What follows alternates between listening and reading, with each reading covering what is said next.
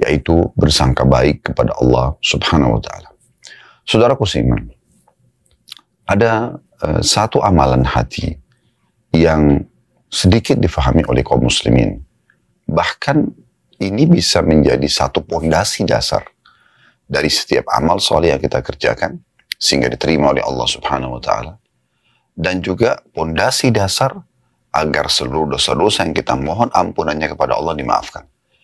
Siapa yang tidak ingin, teman-teman sekalian, amal solehnya diterima oleh Allah Subhanahu wa Ta'ala semuanya? Dan siapa juga yang tidak ingin semua dosanya dan kesalahan dimaafkan, sehingga fasilitas yang tertahan dari dosa-dosa yang pernah dilakukan kembali Allah berikan, dari kesehatan, dari keturunan, dari kebahagiaan dunia dan akhirat, terpenuhi kebutuhannya dunia akhirat, serta juga segala hal-hal yang menyebabkan datangnya hukuman ya, dari dosa-dosa tersebut juga terhilangkan. Misalnya kesengsaraan, penderitaan, ujian yang berat di dunia, serta siksa kubur, siksa di neraka nanti di akhirat, hilang. Tentu semua orang akan mengatakan, saya mau. Nah ini poinnya. Yang sedang kita bahas adalah poin yang merupakan pondasi dasar daripada amal-amal soleh kita diterima, serta juga dosa-dosa kita dimaafkan. Itulah prasangka baik kepada Allah Subhanahu wa Ta'ala. Awalnya saya akan berikan dulu kronologisnya teman-teman sekalian. Kita harus tahu pondasi agama kita seluruhnya ya. Pondasi dasar seluruhnya. Kalau tadi kita bicara nanti salah satu substansialnya. Pondasi dasar seluruh agama kita adalah keyakinan. Kalau kita harus yakin kalau Allah Subhanahu wa Ta'ala memang ada, walaupun Allah tidak nampak dengan mata kita. Karena terlalu banyak realita di depan mata kita yang terbukti kalau Allah yang pencipta. Adanya langit dan segala macam yang ada di sana, dari bintang-bintang, pergantian siang malam, burung yang berterbangan, awan, hujan yang turun di antara awan-awan tersebut, ya. Kemudian juga yang ada di bumi, ya. Misalnya apa saja, ragam tumbuh-tumbuhan, beragam macam buah-buahan, ya. Kemudian daratan, lautan, terus jenis hewan-hewan dengan segala macam jenisnya, dari serangga yang kecil sampai hewan-hewan yang paling besar di darat, misalnya gajah, di lautan misalnya ikan paus, dengan segala macam karakternya, dengan segala macam sistem pencernaan, sistem pembelaan ya, dininya, kemudian populasinya dan segala macam. Begitu juga dengan manusia misalnya. Kita sendiri dalam diri kita ini Allah mengatakan fi anfusikum afala tubsirun, dalam diri kalian sendiri apakah kalian tidak melihatnya. Jadi memang tanda kebesaran Allah Subhanahu wa Ta'ala, mata kita bisa melihat. Sekarang Anda melihat dan mengikuti acara ini, saya pun bisa melihat ke kamera misalnya, dan saya bisa melihat teman-teman atau kita melihatlah di sekitar kita, mata kita bisa melihat semua tanda kebesaran yang luar biasa. Dari mana mata ini, gitu kan? Siapa yang mengatur sistemnya, urat-uratnya, ya, kemudian kadar cahaya yang bisa ditangkap oleh mata sehingga mata bisa memantulkannya kembali dan kita bisa melihat. Kemudian telinga yang ada gendang kecil saja, tapi kita bisa mendengar suara-suara yang sampai kepada kita. Begitu juga dengan hidung kita, dengan seketika bisa membedakan wangi dan busuk. Lidah kita bisa membedakan manis, asam seketika, ya. Dan segala macam hal kita bisa, pada saat kita lapar, kita rasakan ingin makan. Siapa yang membuat lapar itu? Siapa yang menciptakan kita? Siapa yang menciptakan lapar itu? Dan siapa yang mengajar kita atau mengarahkan sistemnya harus makan? Nggak bisa kepada yang lain, gitu kan? Begitu juga dengan haus. Seperti sekarang kita lagi puasa, misalnya di siang hari Ramadan, kita bisa rasakan rasa haus. Kita bisa merasakan rasa haus, teman-teman sekalian. Nah, dengan merasakan rasa haus ini, kita terarahkan minum, ya, supaya dahaga kita bisa hilang. Nah, ini luar biasa. Sistem kan, yang mau nggak mau kita harus ikutin. Nggak bisa dengan haus kita alihkan ke yang lain, atau kita lapar kita alihkan ke yang lain. Karena kalau kita alihkan ke yang lain tetap akan lapar, tetap akan haus misalnya. Itu juga pada saat mengantuk. Siapa yang ciptakan kita? Siapa yang ciptakan ngantuk itu? Dan kemudian siapa yang mengarahkan kalau ngantuk itu harus tidur? Nggak bisa kita ganti dengan yang lain. Misalnya kita kalau ngantuk kita makan misalnya. Nggak bisa. Atau kalau kita lapar kita tidur. Tetap bangun nanti akan lapar. Dan seterusnya. Fungsi-fungsi sekian banyak organ-organ tubuh kita ini yang mungkin kalau kita rinci satu tuh sudah menjadi kajian ilmiah yang sangat besar dan penelitian yang sudah banyak dilakukan oleh para ilmuwan di bidangnya. Maka semua itu teman-teman sekalian menunjukkan memang ada pencipta. Tidak pernah ada yang bisa mengatakan, oh saya menciptakan kuping manusia. Suruh buktikan. Misalnya, atau dia, kalau kupingnya sakit, bisa nggak dia obatin? Atau dia ganti dengan kuping sendiri dengan mencopotnya, dia buat kuping lagi, dia nggak bisa lakukan itu. Berarti menandakan memang wujud ada pencipta. Dan hanya Allah subhanahu wa ta'ala yang memang pantas untuk dijadikan sebagai Tuhan. Dengan mengikuti dan melihat bagaimana utusannya, para nabi-nabi menyampaikan ajaran, dan juga kitab-kitab yang diturunkan dari langit, seperti yang kita yakini Al-Quran, semuanya berisikan maslahat dan panduan hidup yang benar. Semua yang diperintahkan dalam agama Allah, jujur, amanah, tanggung jawab, bakti sama orang tua, berbagi, segala macam itu baik-baik. Dan semua yang dilarang pasti buruk. Dan manusia mengetahui secara fitrah alami itu buruk. Misalnya berbohong, menipu, mengganggu orang, mencuri, membunuh, dan seterusnya. Berarti memang mengerucut ke situ. Dan ini membuat kita yakin kalau memang ada Tuhan Allah subhanahu wa ta'ala. Makin tinggi tingkat level keyakinan kita, maka makin baik tentunya nanti prasangka berprasangka kita kepada Allah subhanahu wa ta'ala. Nah, ini pondasi umumnya. Jadi kita harus memang punya keyakinan teman-teman sekalian. Nah, ulama mengatakan prasangka kepada Allah subhanahu wa ta'ala ini adalah amalan hati. Dan ini memang teman-teman sekalian, amalan hati ini perlu kita fahami baik-baik. Kalau ada amalan badan, ada amalan hati. Ya. Amalan hati itu seperti misalnya ikhlas, tawakal, ya, syukur, ya, ini semua amalan-amalan hati ini. Sabar, ya, termasuk diantaranya prasangka, berprasangka baik kepada Allah Subhanahu Wa Taala. Baik, itu kurang lebih kronologisnya. Sekarang kita masuk lebih dalam tentang prasangka ini. Prasangka ini teman-teman sekalian, ya, adalah bagaimana seseorang hamba bersangka baik dengan Tuhannya dalam hal, misal contoh, dia kalau berdoa, dia harus yakin karena Allah yang perintahkan doa, asal dia sudah mengikuti syarat-syarat dan rukun-rukun doa itu, maka dengan sendirinya harus dia yakin diterima. Gak boleh dia ragu. Ya. Nah, ini namanya prasangka baik dengan Allah Subhanahu Wa Taala. Makanya kata Nabi SAW, "Ud'u rabbakum muqinuna bil ijabah, fa inna Allah la yaqbalu du'a min qalbin ghafil." Berdoalah kalian kepada Tuhan kalian dalam kondisi diikuti dengan keyakinan penuh dalam hati dan diterima, karena Allah tidak akan menerima doa dari hati yang lalai. Misal, ya, berarti memang kita nggak boleh teman-teman berdoa. Ini Allah kasih nggak sih? Saya minta jodoh, saya minta pekerjaan, saya minta keturunan. Kebanyakan orang tidak sadar sebenarnya terhalanginya doanya karena dia justru bersangka buruk sama Allah. Belum berdoa sudah mengatakan dalam diri dia, ya, antara dia sama Tuhannya, kayaknya tidak akan dikasih. Kayaknya saya sudah terlanjur mandul. Kayaknya saya sudah terlanjur begini dan begitu. Dia bersangka buruk. Padahal sebenarnya selama tidak bentrok dengan sunnatullah, sistem yang sudah Allah buat. Contoh misalnya, malam dan siang itu sistem Allah sudah buat. Tidak mungkin kita menabrak sistem itu, ya. Tanda kutip di sini menabraknya. Maksudnya kita karena tidak suka malam, kita ingin siang aja supaya kita beraktivitas terus, lalu kita mengatakan, ya Allah hilangkan malam. Itu nggak mungkin. Itu berarti kita seperti ingin bentrok dengan sunnatullah. Kita tidak suka dengan lawan jenis, lalu kita mengatakan, ya Allah hilangkanlah laki-laki atau hilangkanlah perempuan. Itu sunnatullah, nggak mungkin. Atau ya Allah lahirkanlah anakku dalam kondisi anak itu tiba-tiba sudah dewasa. Jangan bayi ya Allah. Keluarkan orang besar dari tubuhku, dewasa sehingga dia langsung bisa bekerja. Itu nggak mungkin. Sistem Allah harus melalui bayi semua manusia, termasuk para nabi-nabi, kemudian sampai beranjak anak-anak dan dewasa, barulah kemudian dia seperti yang kita harapkan tentunya pada saat kita pandu kepada apa yang kita inginkan, kebaikan atau keburukan. Jadi seperti itulah yang harus kita fahami teman-teman sekalian. Nah, ini amalan hati ini penting sekali, ya. Sebagaimana juga teman-teman sekalian, kita harus memahami poin penting dalam masalah ini. Bersangka baik dengan Allah Subhanahu Wa Taala kalau kita sudah buat dosa, ya. Lalu kita ingin bertaubat. Jangan pernah mengatakan, oh saya sudah terlalu banyak dosa, sepertinya Allah tidak akan maafkan saya. Ya. Atau dimulai dengan pertanyaan, apakah Allah akan memaafkan saya?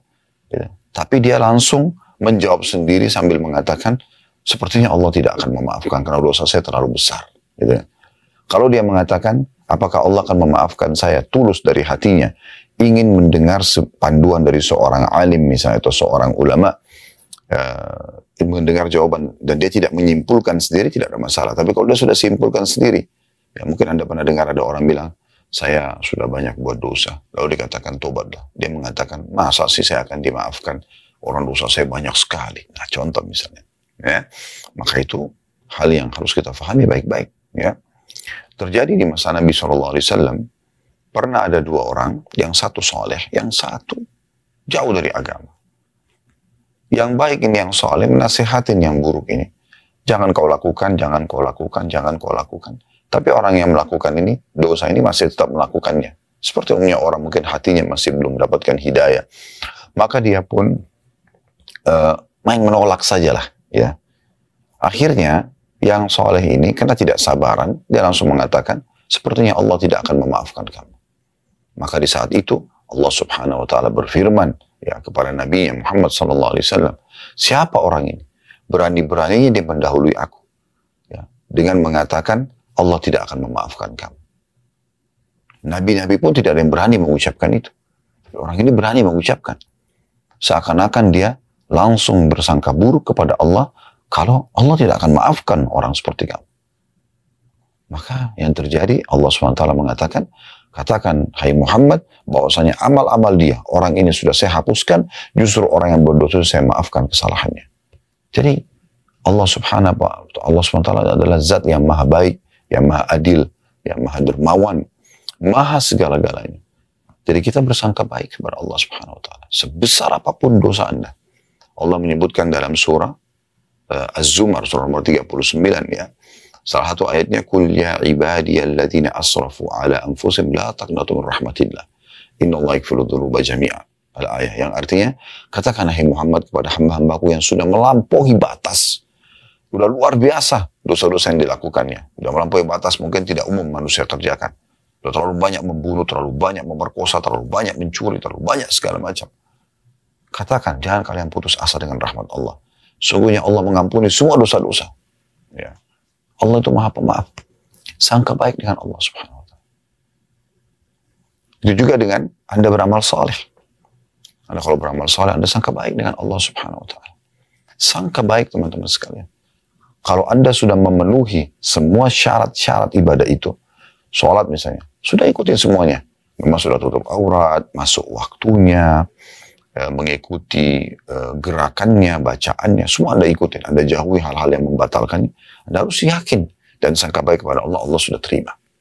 Ya, cuman memang ada amalan hati yang lain, yaitu ikhlas di sini. Ya. Jangan sampai Anda nodai dengan riya, lawannya ikhlas. Anda justru pamer, saya semalam sholat begini, saya sudah bersedekah begini. Maka akhirnya merusak, gitu kan. Ini babnya beda lagi, masalah keikhlasan. Tetapi di sini teman-teman sekalian, selama dia tidak mengikuti dengan hal itu, maka insya Allah akan sangat baik. Ya. Jadi memang sangat peka bahasannya, tetapi ini merupakan pondasi dasar tadi saya bilang, yang harus kita fahami sama-sama.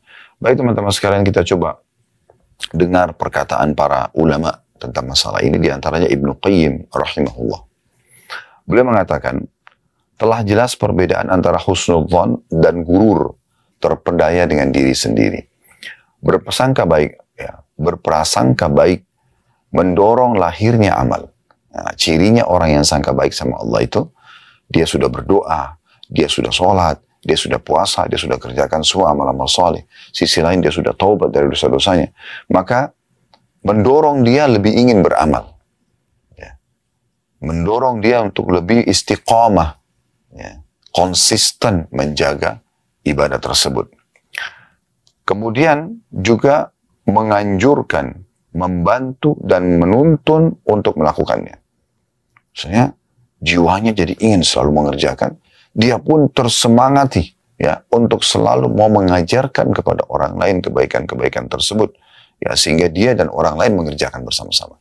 Ada pernah lihat nggak ada orang yang pernah ahli maksiat, kemudian dia taubat.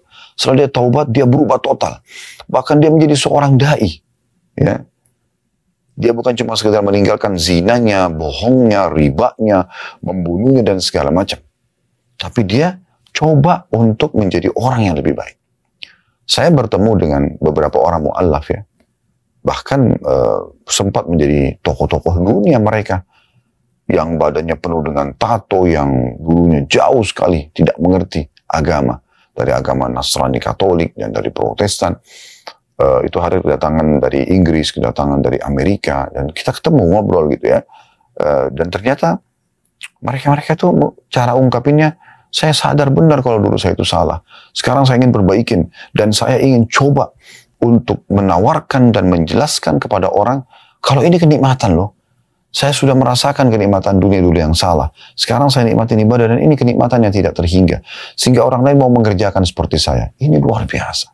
Dan inilah yang dicontohkan oleh orang-orang yang terdahulu dari kalangan sahabat Nabi. Bagaimana para sahabat Nabi pada saat mereka bertobat seperti Ikrimah bin Abi Bakar, Ikrimah bin Abu Jahal radhiyallahu anhu. Ayahnya Abu Jahal, Fir'aun yang mati meninggal dalam keadaan kafir. Dia pun dulu benci Islam. Tapi pada saat pembebasan kota Mekah, dia masuk Islam. Dan setiap kali lihat Al-Quran dia nangis. Dia menangis. Dan dia mengatakan ini perkataan Tuhanku yang aku lalaikan. Ya, kemudian dia mengatakan, ya Rasulullah, dulu sebelum saya masuk Islam, saya sangat benci dengan Islam. Apa yang ayah saya lakukan, saya juga ikut lakukan. Ayah Fir'aun umat ini, Abu Jahal suka sekali memerangi Islam dengan jiwanya, dengan hartanya. Ya. Maka Ikrimah ikut pada saat itu. Sekarang saya ingin menebusnya. Dengan cara saya juga akan mengeluarkan infak sebesar dulu saya memerangi Islam untuk perjuangan Islam. Nah ini. Kan gitu. Jadi mendorong dia justru untuk beramal. Itu prasangka yang baik kepada Allah Subhanahu wa Ta'ala. Yang terjadi pada banyak sahabat-sahabat Nabi yang lain. Para tabi'in, para tabi'in, bahkan sampai menjelang hari kiamat nanti. Orang-orang yang betul-betul hatinya diilhamkan Allah SWT prasangka baik, dia akan lakukan itu. Jadi mendorong dia untuk beramal.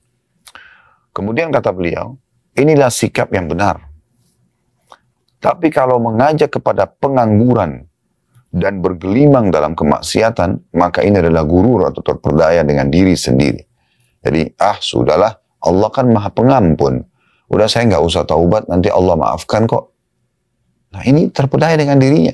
Ini bukan bersangka baik sama Allah. Dia tidak mau beramal. Dia tidak mau bertobat. Udahlah, saya nanti aja deh sholatnya. Toh saya masih muda, umur saya masih panjang. Bisa. Ini terpedaya dengan dirinya sendiri. Dia selalu berpikir Allah itu Ghafurur Rahim. Allah maha pengampun dan maha penyayang. Tapi dia lupa juga Allah itu sisi lain syadidul iqab.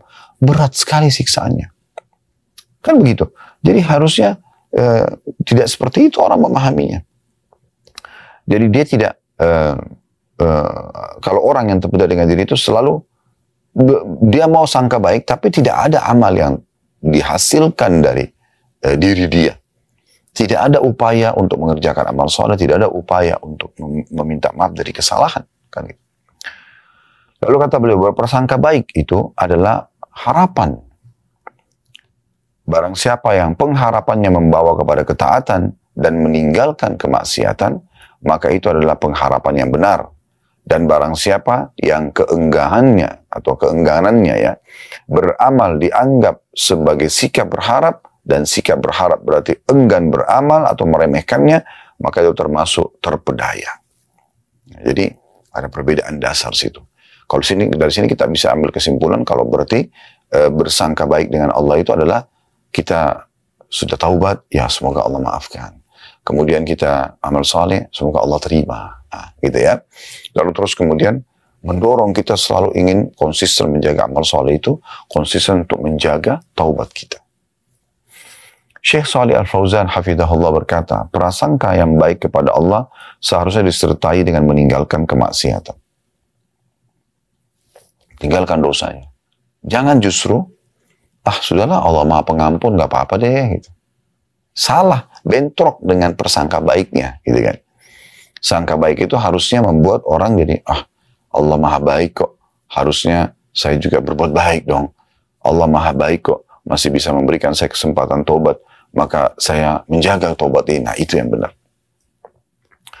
Lalu kata beliau, saya ulangi, kata Syekh Shalih Fauzan rahimahullah, beliau seorang ulama di Saudi tentunya, prasangka yang baik kepada Allah seharusnya disertai dengan meninggalkan kemaksiatan. Kalau tidak, maka itu termasuk sikap merasa aman dari azab Allah. Ini dosa besar yang lain lagi.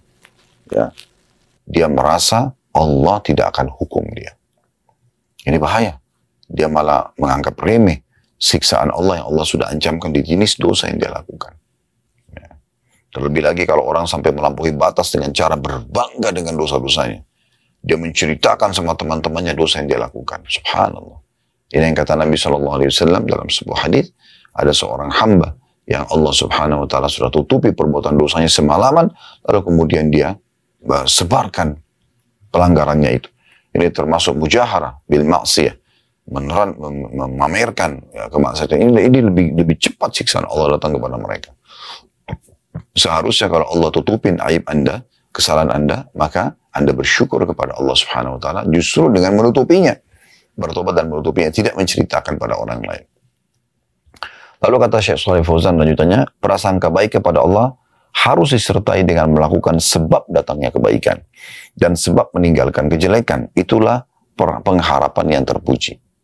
Jadi maksudnya, ya dia coba lebih dalami lagi ilmunya supaya dia lebih semangat mengerjakan amal saleh tersebut. Dia coba berkumpul dengan komunitas yang baik, sehingga hanya memotivasi dia untuk mengerjakan amal saleh tersebut, dan dia coba bertobat dari dosanya, dan dia meninggalkan segala fasilitas yang bisa membuat dia mengulangi dosa tersebut.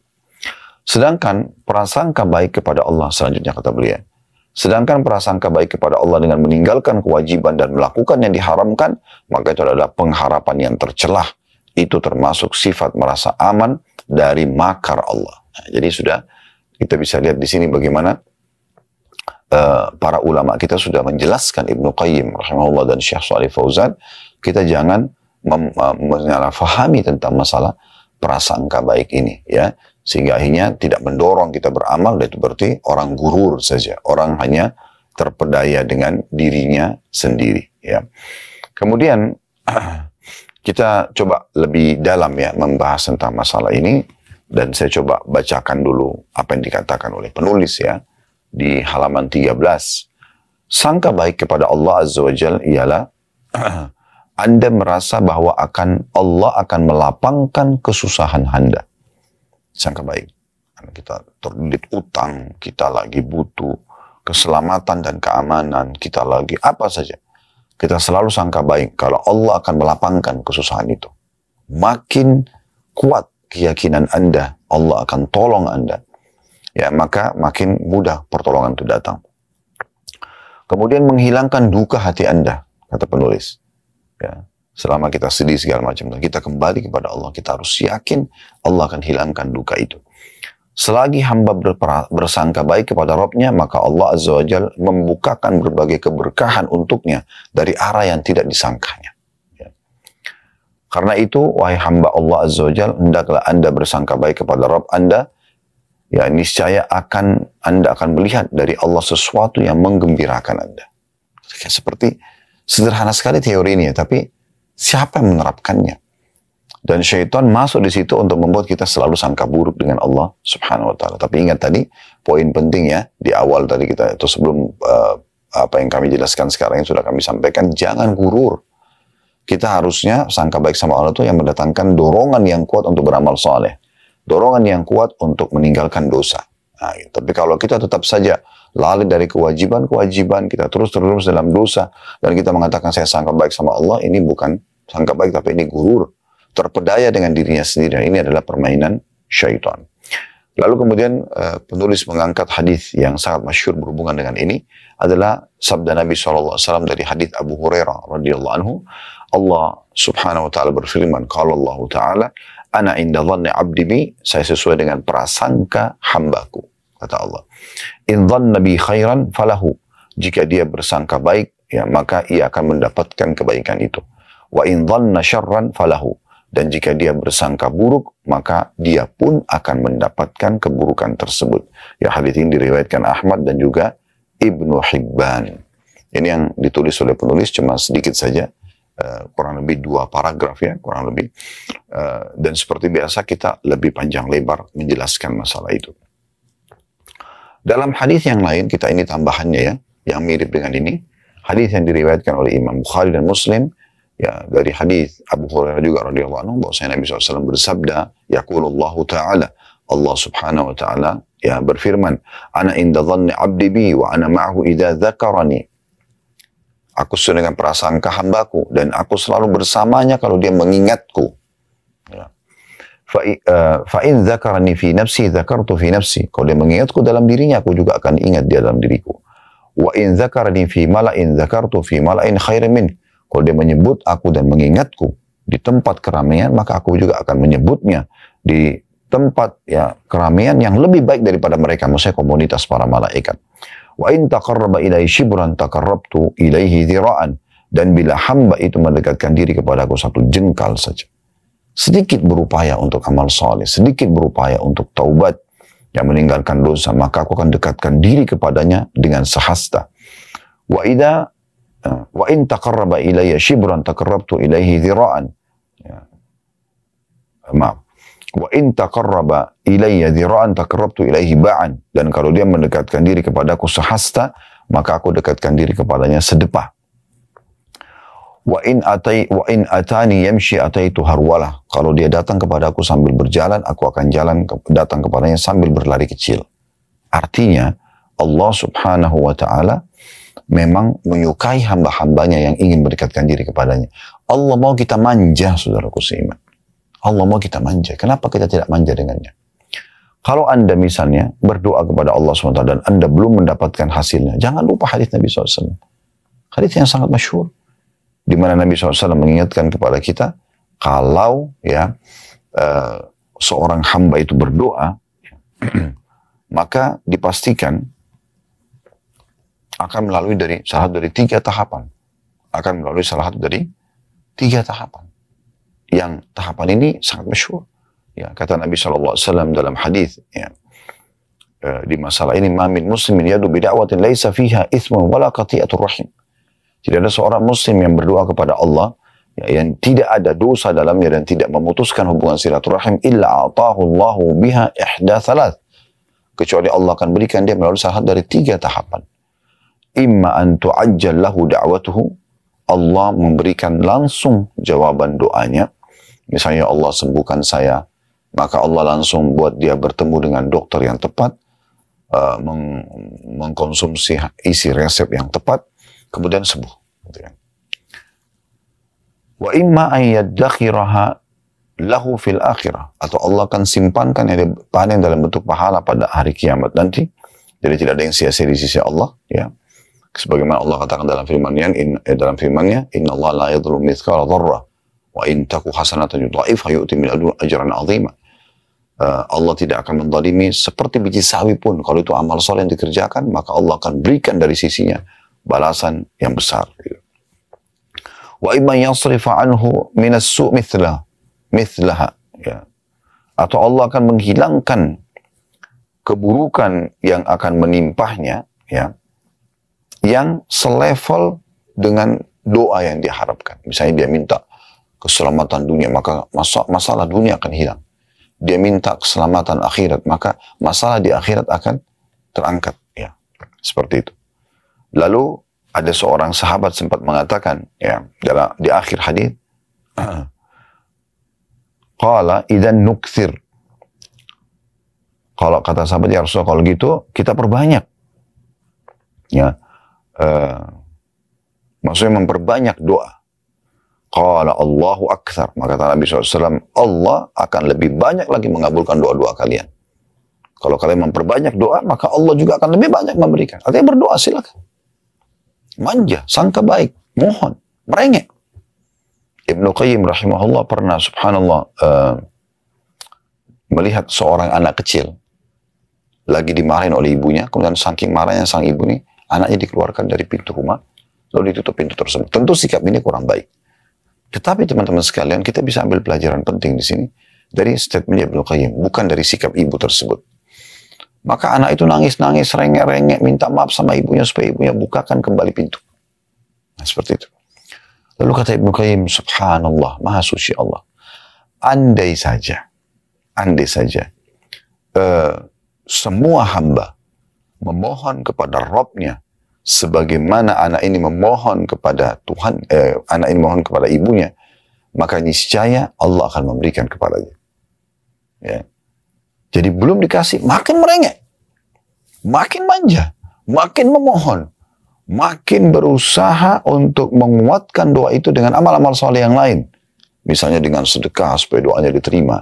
Kata Ibnu Abbas radhiyallahu anhu, di saat ada hajatku belum Allah terima, bukan beliau berhenti berdoa, tapi justru beliau mengatakan mencari orang-orang miskin lalu bersedekah dengan berharap menguatkan doa yang sudah dipanjatkan agar Allah kabulkan. Nah, itu yang benar. Jadi jangan justru seperti Nabi SAW mengatakan, yustajabu li ahadikum malam ya'jal. Akan diterima ya doa seseorang di antara kalian selama dia tidak tergesa-gesa. Maka para sahabat mengatakan, wa kaifal istijal ya Rasulullah. Bagaimana cirinya orang yang tergesa-gesa? Kata Nabi SAW, yaqulu da'autu wa lam yustajab li fatarakat doa. Dia bilang, saya sudah doa, tapi belum melihat hasilnya, lalu dia tinggalkan doa. Subhanallah, mungkin tinggal sekali lagi Anda berdoa. Mungkin tinggal sehari lagi, mungkin tinggal sepekan lagi, mungkin tinggal sebulan lagi. Dan Allah Subhanahu wa ta'ala, kalau kata Nabi SAW dalam sebuah hadis yang sahih yang lain, yang artinya Allah Subhanahu wa ta'ala kalau mendengar doa yang indah dari seorang hamba, Allah menerlambatkan jawabannya agar hamba tersebut tetap dalam doanya, yang nanti dia akan gembira sekali melihat hasil pahalanya pada hari kiamat nanti. Ibnu Rajab menyebutkan rahimahullah dalam kitab Jami'ul Ulum wal Hikam, fal ilhau bid du'a bil maghfirah ma'a raja'illahi ta'ala mujibun lil maghfirah. Terus meminta, tidak berhenti ya dengan doa dan memohon ampunan kepada Allah disertai dengan penuh harap padanya, bersangka baik kepadanya, adalah jalan yang paling cepat mendatangkan pengampunan itu sendiri. Jangan pernah putus asa. Dan ketahuilah teman-teman, kalau kita sudah terdorong untuk memanjatkan doa kepada Allah, memohon hajat kita dan merengek dan manja kepadanya, serta kita memohon agar Allah memaafkan kesalahan kita dan kita terus konsisten melakukan itu, maka ini berarti Allah menginginkan kebaikan buat kita. Dan ketahuilah ini adalah amal yang paling tepat yang Anda lakukan. Berdoa dulu. Kenapa kita sebelum melakukan aktivitas dalam agama Islam, dalam syariat Allah SWT disuruh berdoa?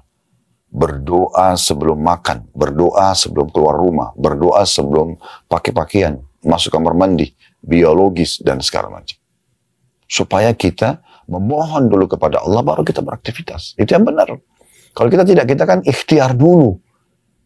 Kalau sudah mentok di 30 dokter, nggak ada solusinya, baru sholat malam dan berdoa. Baru umroh. Terlalu banyak orang lakukan itu, umroh haji pada saat penyakitnya sudah kronis, tidak bisa sembuh lagi. Dan dari awal dia memohon kepada Allah SWT. Dan dari awal dia menjadikan doanya, komunikasi, manjanya, merengeknya sama Tuhannya adalah senjata utamanya. Sehingga nanti obat, dokter yang didatangkan oleh Allah ini yang terbaik, yang segera menyembuhkan penyakitnya. Nah itu poinnya.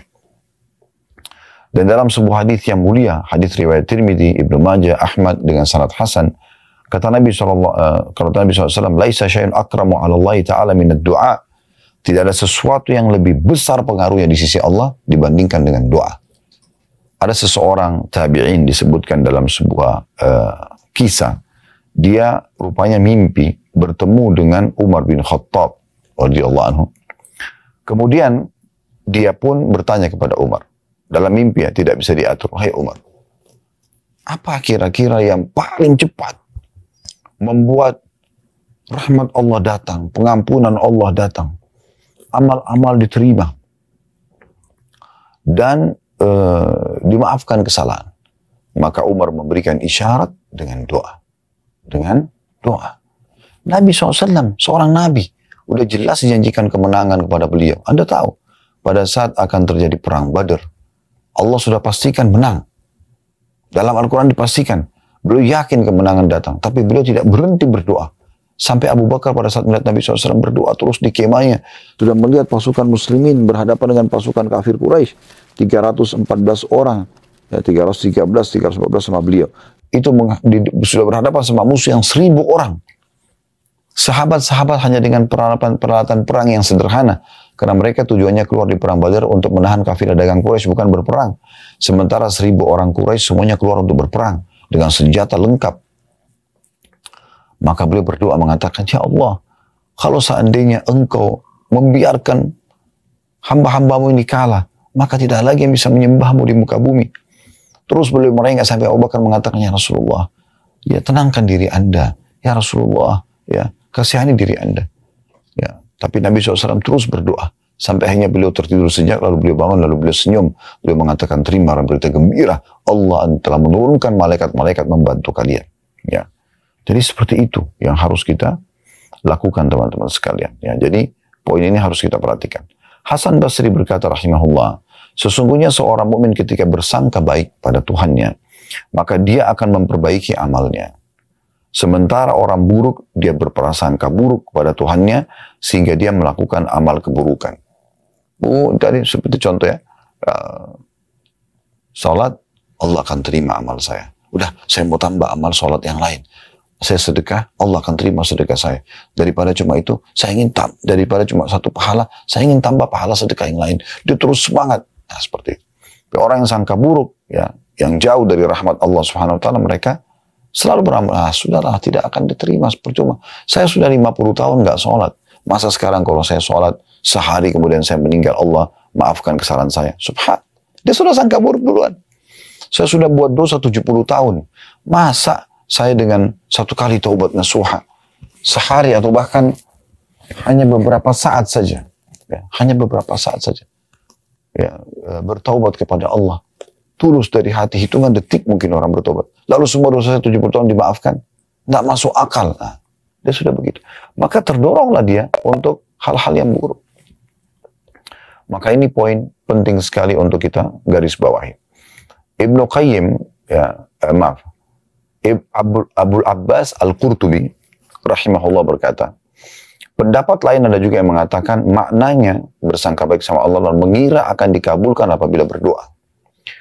Dengan penuh keyakinan dalam hati, mengira dengan penuh keyakinan dalam hati diterima ketika bertaubat, mengira diampuni ketika memohon ampunan, mengira diterima amalnya ketika melaksanakan dengan memenuhi persyaratan, serta berpegang teguh terhadap kejujuran janjinya dan lapangnya keutamaan yang Allah sudah janjikan. Jadi maksudnya dia yakin sekali, ya, kalau misalnya dia sholat malam nih, janjinya dalam hadis apa? Diterima doa. Boleh nggak orang sholat malam agar doanya diterima? Boleh. Nggak masalah, justru bagus sekali dia seperti itu. Nah, dan Nabi SAW sudah mengingatkan kepada kita untuk bersangka baik sama Allah ini bukan hanya sesaat, bukan hanya dengan satu amal soleh yang kita kerjakan atau dosa yang satu kita mohon ampun dan taubat, tapi sampai kita meninggal. Dan pada saat mau meninggal pun kita disuruh bersangka baik kepada Allah, kalau Allah akan masukkan saya ke dalam surga karena saya sudah coba bertaubat. Ya, saya sudah coba melakukan amal saleh. Ya, sebagaimana Nabi SAW mengatakan dalam hadis riwayat Muslim, la yamutanna ahadukum illa wa huwa yuhsinu billahi dhann. Janganlah salah seorang dari kalian meninggal dunia sementara dia bersangka baik, kecuali dia sudah bersangka baik pada Tuhannya. Ya, maksudnya Tuhannya akan masukkan dia ke dalam surga. Ya, jadi yang disampaikan teman-teman dalam Al-Quran, dalam hadis Nabi SAW tentang orang beramal soleh, orang beriman akan masuk surga, itu bukan uang kosong itu. Ya, Allah itu jujur dan benar dengan janjinya. Inna Allah la yukhliful mi'ad. Allah tidak akan pungkiri janjinya. Di dalam hadis yang lain, ya dikatakan, di Al-Quran ini, "Man asdaqu minallahi qila." Dan siapa yang lebih jujur daripada Allah dalam pernyataan. Jadi nggak mungkin salah. Ya. Begitu juga dengan orang-orang yang melakukan dosa-dosa, kan dihukum sama Allah. Nggak usah khawatir. Ada waktunya mereka akan mendapatkan itu. Kalau Anda melihat seorang hamba terus konsisten dalam amal saleh, berarti Allah ingin kebaikan buat dia. Bahkan kadang-kadang setelah meninggal pun masih ada saja orang yang diceritakan keburukannya, dianggap keburukan, padahal sebenarnya mereka orang-orang saleh. Contoh misalnya Abu Bakar sama Umar radhiyallahu anhu, setelah meninggal masih ada orang yang coba berbicara tentang Abu Bakar sama Umar. Siapa mereka? Ya. Orang tidak paham. Maka ada beberapa tabi'in datang kepada Aisyah dan mengatakan, wahai ummul mukminin, sebenarnya bagaimana kami bisa memahami ini? Ada saja orang yang membicara keburukan tentang Abu Bakar sama Umar, padahal mereka tidak buruk. Mereka adalah orang-orang yang baik, mereka mertua Nabi, mereka orang-orang saleh. Aisyah sambil senyum mengatakan, sungguhnya Allah hanya mau menambahkan pahala buat mereka. Gitu kan? Dengan cara itu. Jadi memang Allah Subhanahu Wa Taala punya cara dalam memberikan hamba-hambanya kebaikan-kebaikan itu. Begitu juga banyak orang yang subhanallah di saat hidupnya dia melakukan dengan penuh persangka baik dengan Allah dan dengan semangat dia mengerjakan amal soleh, maka Allah nukil kisah-kisah mereka setelah mereka meninggal supaya jadi pelajaran buat manusia. baik kisah mereka beramal saleh atau kisah mereka meninggalkan dosa-dosa. Dalam kitab Al-Mawsu' Al-Fiqhiyah di jilid 10 halaman 220 dikatakan tentang makna hadis tadi ya, yang hadis riwayat Muslim, la yamutanna ahadukum illa wa yuhsinu dhannu billah, atau wa huwa yuhsinu billahi dhann. Janganlah salah seorang dari kalian meninggal dunia kecuali dia bersangka baik sama Tuhannya. Maka para ulama mengatakan seorang mukmin diharuskan berprasangka baik kepada Allah Ta'ala, dan lebih tekankan lagi berprasangka baik kepada Allah ketika ditimpa musibah dan ketika akan meninggal dunia. Ya, kalau musibah sedang datang, dia bersangka baik sama Allah. Musibah ini akan hilang, dia tinggal introspeksi diri dan mengambil pelajaran. Sakitnya akan sembuh, ya, masalahnya akan selesai. Tidak boleh dia sangka buruk sama Allah. Bukan belum hari ini, besok. Belum besok, lusa. Terus saja dia mendekatkan diri kepada Allah Subhanahu wa Ta'ala, terus dia introspeksi diri, maka insya Allah akan selesai urusan. Ya. Berapa banyak permasalahan hidup kita yang sudah selesai? Kenapa Anda lupa semua pengalaman hidup Anda yang sekian tahun dan berapa kali Anda mengalami permasalahan dan selesai? Sementara sekarang ada musibah, ada ujian datang, lalu Anda tidak sangka baik kepada Tuhan Anda. Kalau ini akan selesai. Caranya sederhana, tinggal introspeksi diri. Jangan curhat ke sana sini, hanya kepada Allah SWT. Wudu, sholat, taubat, mohon kepada Allah diberikan petunjuk. Disebutkan bahwasanya seorang ulama mengatakan dianjurkan bagi orang yang akan meninggal dunia bersangka baik kepada Allah Ta'ala. Berprasangka baik kepada Allah meskipun sangat dianjurkan ketika mau meninggal dunia dan dalam kondisi sakit, akan tapi sepantasnya seseorang senantiasa ya bersangka baik kepada Allah ya walaupun dalam kondisi genting. Maksudnya memang ini sangat ditekankan, walaupun dia sudah sakit parah, walaupun dokter sudah memvonis tidak bisa sembuh, walaupun ini dia tetap bersangka baik kepada Allah. Ya, Allah akan sembuhkan saya. Allah akan berikan saya pahala besar dari sini, dari ujian ini. Seperti itu ya. Sebagaimana disebutkan oleh Imam Nawawi rahimahullah dalam syarah sahih Muslim beliau. Jadi ini kurang lebih teman-teman sekalian gambaran bahasan tentang masalah sangka baik kepada Allah Subhanahu wa Ta'ala. Semoga Allah mudahkan kita